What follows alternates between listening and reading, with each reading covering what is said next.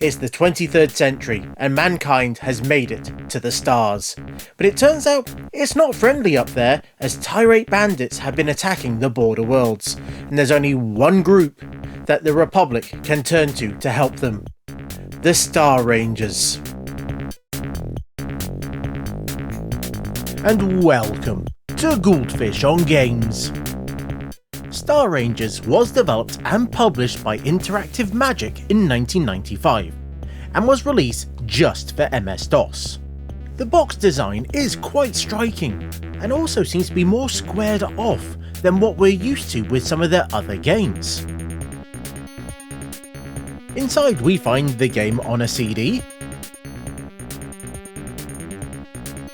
a manual that lays out the lore of the game as well as the controls.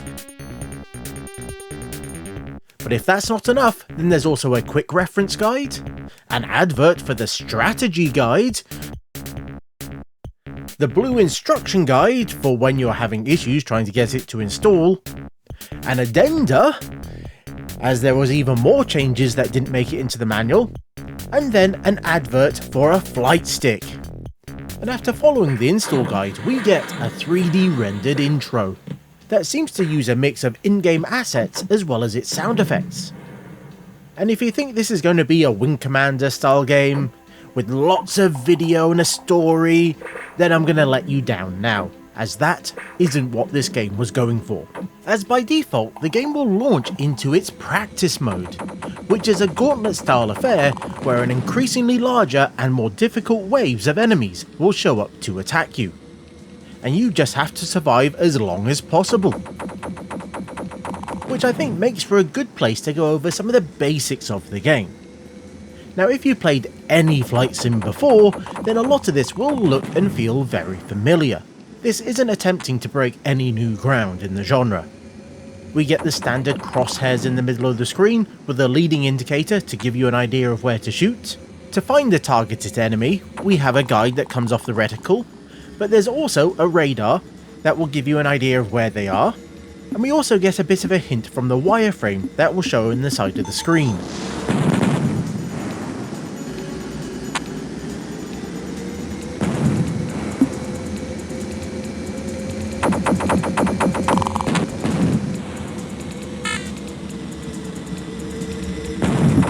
As you fly around, you'll quickly realise that this is the more movie, TV show idea of flying around in space, as everything's tuned to feel good rather than have accurate space physics.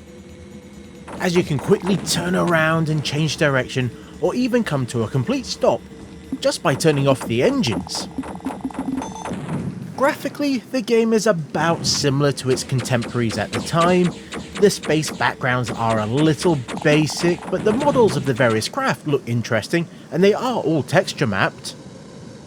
And I do like the shield effects when you get a hit, along with the lasers that bounce off in different directions. And there are some moments when you're attacking the cruisers, with their firepower flying everywhere and you're having to fly through it, that it does feel very cinematic. Add in the various cockpit views, as well as being able to switch the camera to a number of follow cams. For when you really want to see that missile hit home, it's all very pleasing, even if it is expected at this point in time. The sound effects are best described as serviceable, but in some places a little bit odd.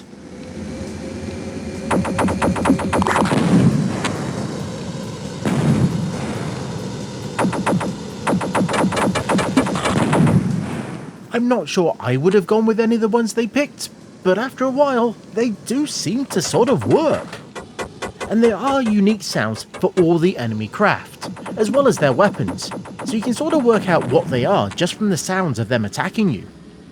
And I guess we'll just have to ignore that whole "there's no sound in space" thing. The system requirements for the game are for the most part quite reasonable for 95. It asks for a 66MHz 486, 8MB of RAM, SVGA graphics cards, and most sound cards. But what might be surprising is that it requires a joystick, as in there's zero support for playing only with a keyboard or mouse. When you're in game, you have to use a joystick to play. And being a DOS game, it does require that it supports a large number of joystick standards, as both the calibration screen as well as the detailed images in the manual shows. I've mostly been using this Sidewinder Pro joystick, which requires running the game in Windows, which so far I've actually had no issues with, but I would obviously not have had this back in the day. It would more likely have been one of these more colourful sticks that would work under pure DOS.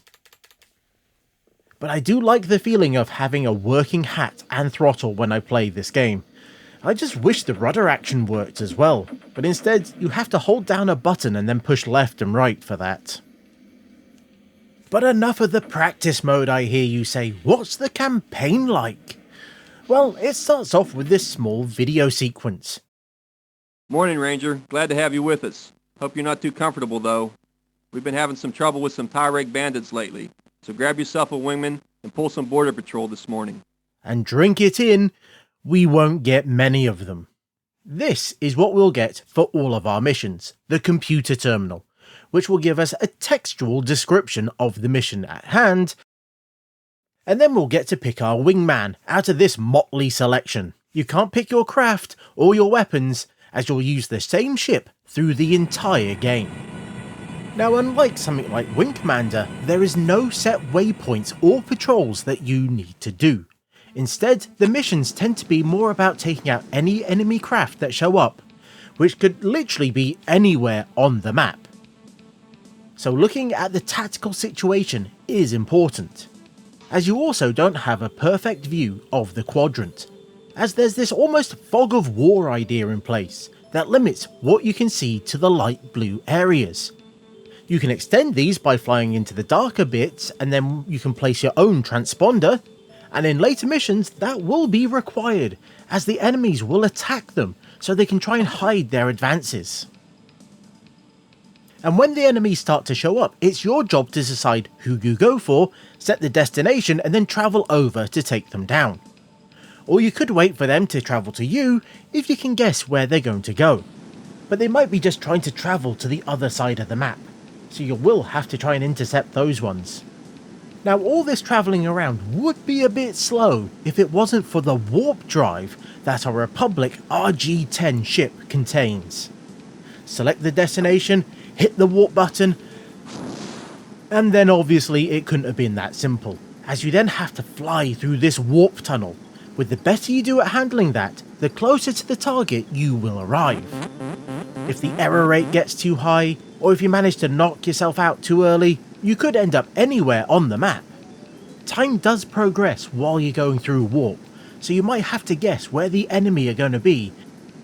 And while this is a very handy and important feature of the game, you can't just warp anywhere, as there is a cooldown period after you manage to successfully warp.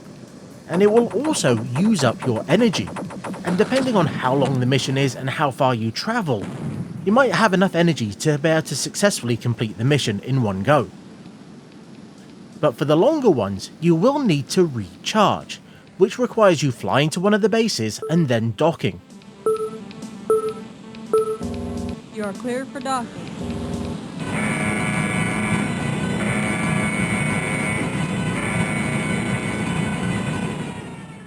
Or you can just use up all your power and get rescued, and then accept the time penalty that goes along with it. But also a word of warning here, doing that too many times in a mission and it will fail you.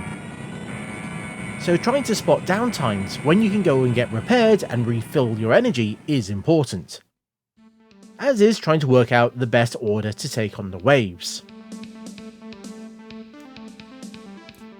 As while reducing how much you warp is useful for conserving your energy, it will get drained by the other systems on your ship. Your regular engines, the weapons, and obviously the shields all will use it at different rates. The only thing it doesn't power is the afterburner, and that's because there isn't one. Now overall, this is a very interesting idea, leaving you in charge of where you go and how you deal with everything. More so when the enemies also seem to have their own warp engines, or at least I assume they do, as every so often a group of enemies will just vanish off the map. So they either have warp engines, they're encountering other Star Rangers, or there's a bug. I'm sure I know which one the developers would say it is. If you manage to do particularly well in a mission, then they might give you a medal, which is one of the few good cutscenes in the game. Congratulations, not many pilots earn a Protector's badge.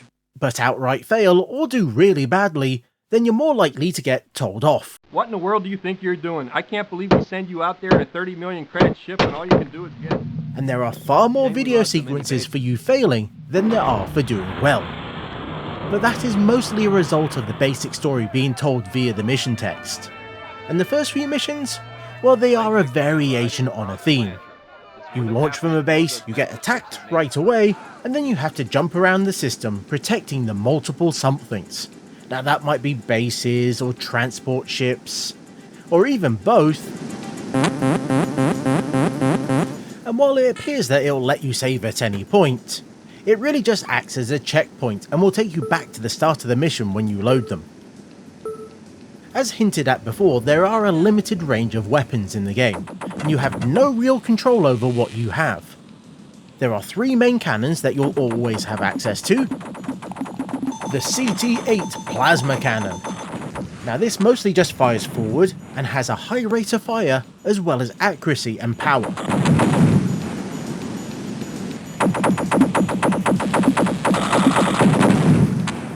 The JG-1 Autocannon. This has auto aim, so as long as you're roughly near the leading reticule, it will do its best to attack the enemy craft. And the trade-off for this is its rate of fire, and it doesn't tend to be good at a distance.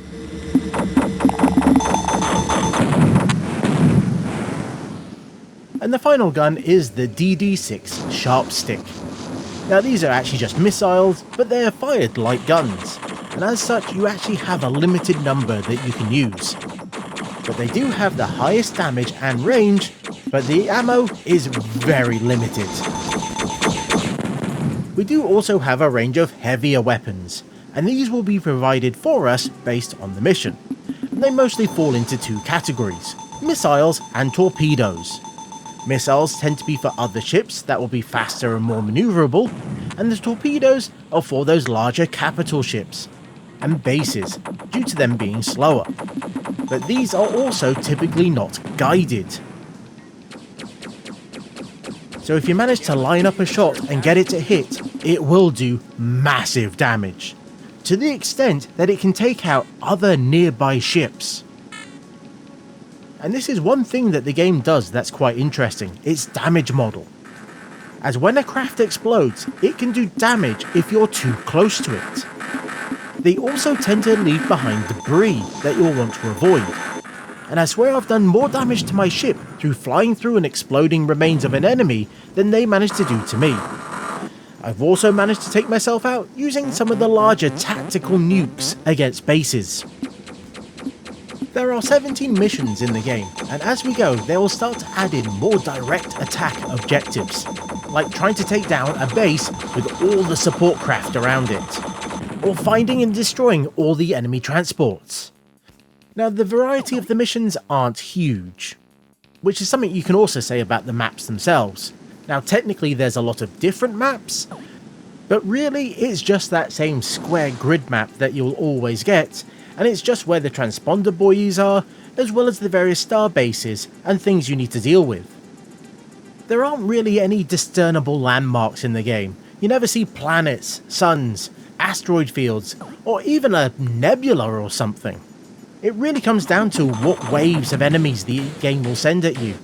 So the excitement doesn't tend to come from the mission objectives directly, but when you're having to take on a base by dodging its firepower while lining up that tactical nuke, that is where it's at. More so when you realise that unless you get away fast, you're going to have a good chance of taking you out when it explodes.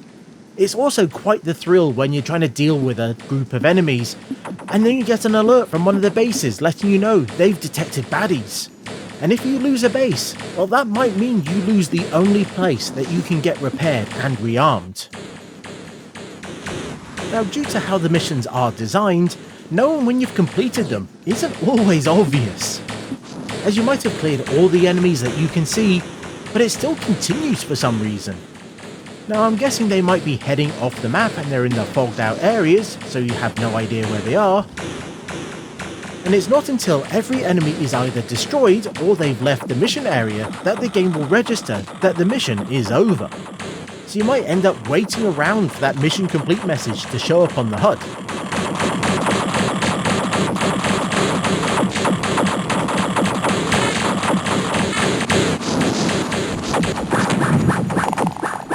Now, it's a shame there isn't anything like taunting the enemy in the game. The comm system is mostly about giving orders to your wingman, Got you covered. which I personally don't think I use to the best of their abilities, because you can order them to attack at will or return to a base. But I feel that I should be really sending them to various areas to try and protect them, Going to war. or sending them away to protect themselves, as they aren't always the smartest. I've seen a few of them lose their ships due to flying too close to friendly space stations and exploding. You can also talk to the star bases, but it's mostly to ask what their status is and if you can dock. This is obviously not the best space sim ever made, but I do enjoy playing it. Now, while there might be some amount of rose-tinted flying goggles, as I did get a demo for this game with my computer, I do think it has some interesting ideas, even if they weren't as fleshed out as they could have been. It would have been nice to have seen more weapons, or given us more choice in what we used. But at its core, it is a solid space sim with a fun combat model. But I will say that playing this today isn't the easiest, as there have been a few other games with the exact same or very similar names that you can buy. It's just not this one. But getting it to run shouldn't be too difficult, even if trying to get a joystick to work with DOSBox might be a bit more work. But I think it's worth the effort, even if it's not going to win any awards for its story. And with that, we're at the end of this review. And until next time, I've been the Goldfish, that was the intergalactic game of combat and strategy, and this was Goldfish on Games.